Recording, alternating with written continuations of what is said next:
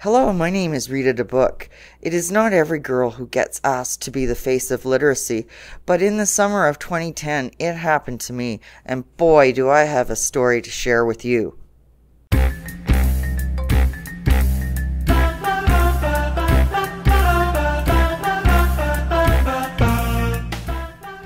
I was a regular girl. I'd never given literacy much thought. Like a lot of people, I figured literacy was just about reading books. Then, one day, I happened to see a literacy mannequin wanted ad in the newspaper. The people at Literacy Link South Central in London were looking for someone to go around and promote literacy, to talk about how literacy is something we all use every day, at work, at home, and in the community. I replied to the ad and I got the job. Wow! They asked me to change my name to Rita the Book, which was fine by me. It's a lot catchier than my real name, female model, code number 3401. Now, being naked is a great way to attract attention, but not the kind of attention we wanted. The first thing we had to do was get me some new clothes.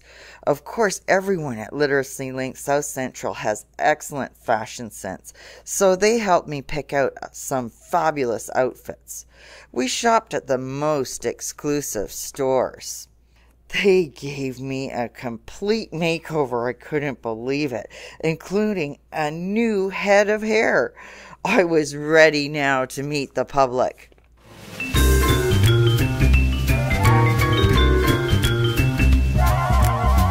We held a contest called Have You Seen Rita?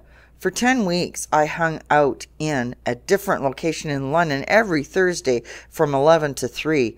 Each week, we put 3 clues to my whereabouts on my website and my Twitter and Facebook pages.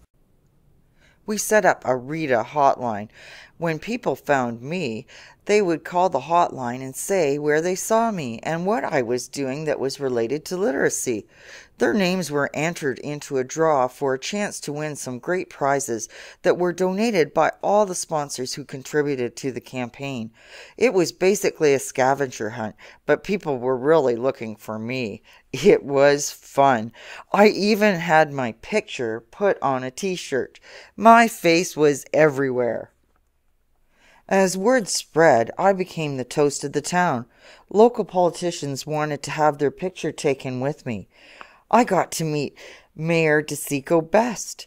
Can you imagine the comments we got from security guards when they saw me being carried into her chambers in 2 hockey bags, the way I always travel? I didn't think they were going to let us in. The mayor even offered to let me sit in her chair. I sat there for a few minutes and really started to get into it, but everyone was afraid that the power would go to my head, so we didn't stay long.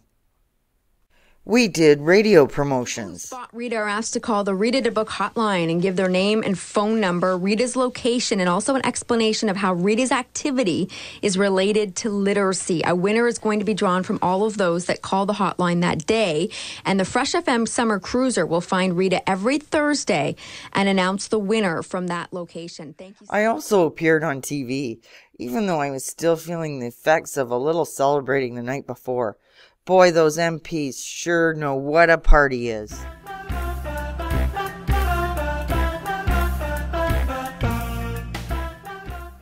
A reporter from the London Free Press contacted me and asked if we could do an interview and a photo shoot. We did it right on Wellington, one of the busiest streets in London, and boy did we attract attention. As my friends from Literacy Link were moving me, a police officer actually pulled over and asked if I was okay. I guess he thought I was being roughed up. I assured him everything was fine, and he pulled away laughing. Everywhere I went, people would come over and say hello, and we would talk about literacy. I really got the message out that literacy involves things you do every day, from reading bus schedules to ordering from a menu, to following recipes. Even learning about how to care for plants involves literacy. I learned about all the things that the London public libraries have to offer. I spent some time at the Y, where I helped promote their kids' summer day camp while catching up on my exercise routine. What a great workout! I took in the sights at Victoria Park and helped whip up a little something for a picnic lunch. We wrapped it all up by putting on a music show at Cherry Hill Mall. The seniors had a great time. They joined right in, and I learned to read music and play guitar. I met so many fantastic people over the summer. I was even invited to go to Ottawa and hang out on Parliament Hill. But I was so busy we couldn't work it into my schedule. Sorry, Mr. Harper. Have your people call my people. I'll always remember the summer of 2010. I'll have fond memories. I really feel that people in London started to get the message about literacy. Of course, I couldn't have done it without the help of everyone who worked so hard on the Have You Seen Rita campaign. Holding meetings, coordinating the sponsors, arranging the media interviews, and of course all the volunteers who helped me out. It was quite the operation. And when all that sun exposure did a number on my skin, the folks at Literacy Link even took the time to give me a touch-up to keep me looking good. But even though the contest is over, don't think for a second that Rita the book has retired. I'm going to be making an appearance at the upcoming Elgin-St. Thomas International Plowing Match. Yee-haw! And I'm also helping out with the Literacy Clicks. It's our newest literacy promotion, and it's running from September to January.